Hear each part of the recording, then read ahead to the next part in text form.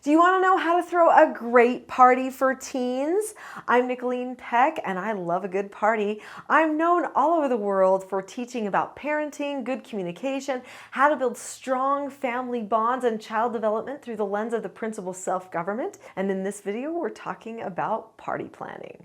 In this video, we're going to be talking about what makes a good party for teens and the process to go through when planning a party for teens so that they get the very most out of it.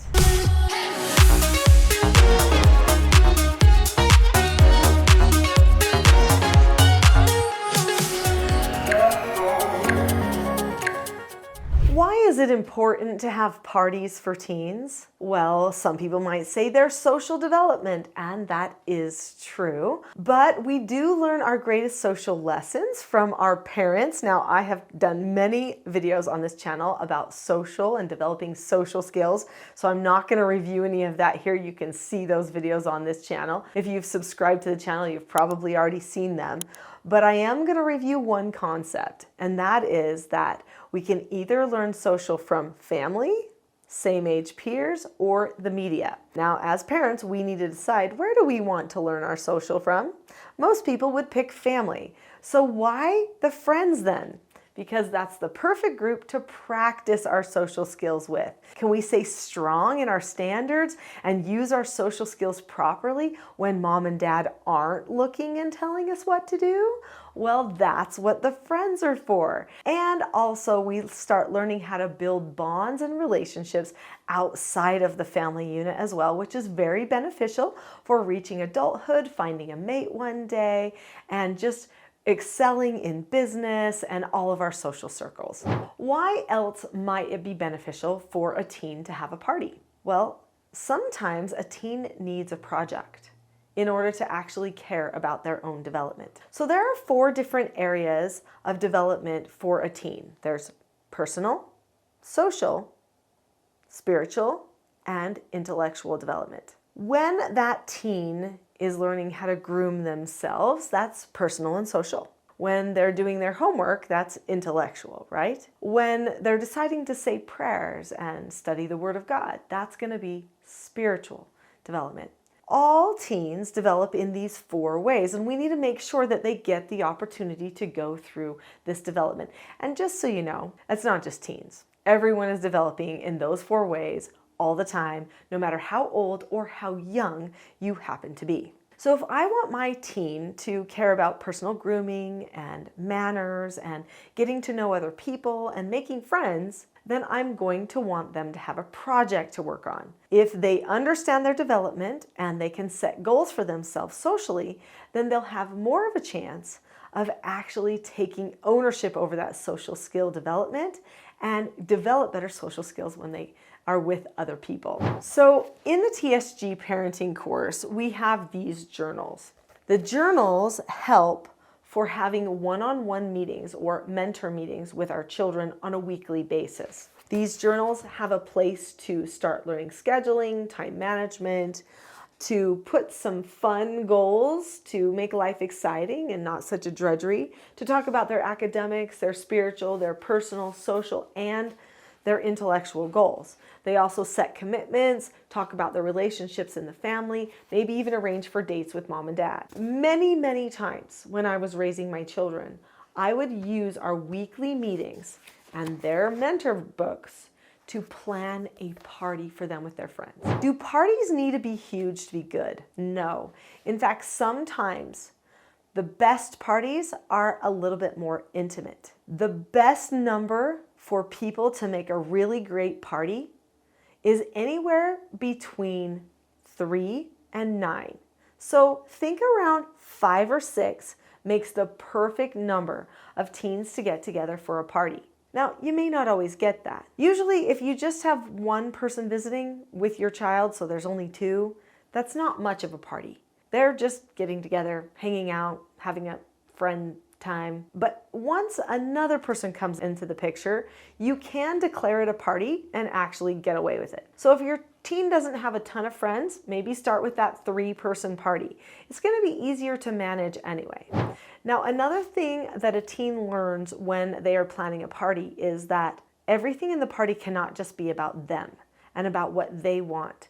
They have to factor in the needs of the group around them. In fact, one great social skill that we learn, which is grace, okay, we learn proper etiquette, which is sharing the limelight with the people at the party. In fact, even shining a light upon the people at the party. That a party isn't about people coming to serve me, but it's them coming over so I can serve them. If you can teach your teen that, they're going to have a lot better success socially when they have parties. So when we would meet and weekly and we would talk about our social development, many times my children would say, you know, I really need more friends, or I'd like to get together with some of my friends from school more, or friends from my drama class more.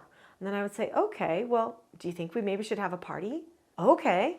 And then I would say, what type of a party do you want to have? Now, this brings us to some of the nuts and bolts to putting together a good party. We would plan this party here, and then my child would follow through on a lot of the things. If the parent has to do all the stuff with the party, the child is entitled with the party, and they don't put as much effort into the party when it's actually happening. They have more of a tendency to get down about the party, or maybe think it didn't go right as well, if they didn't put enough effort into it. So I like them to plan a lot of the party themselves.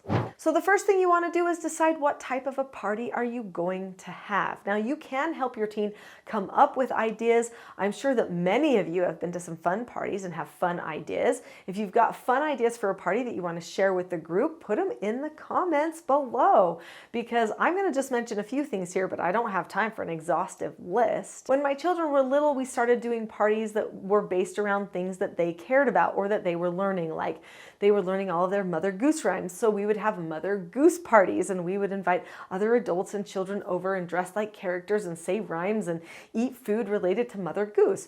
Well, you can do the same thing for things that the teens care about. So maybe it's just a sport party. Those are super common with boys. I had multiple boys and multiple girls, and the boys oftentimes would say, I want to have a party. I want my friends to come over, and we're going to play basketball, and we're going to eat pizza.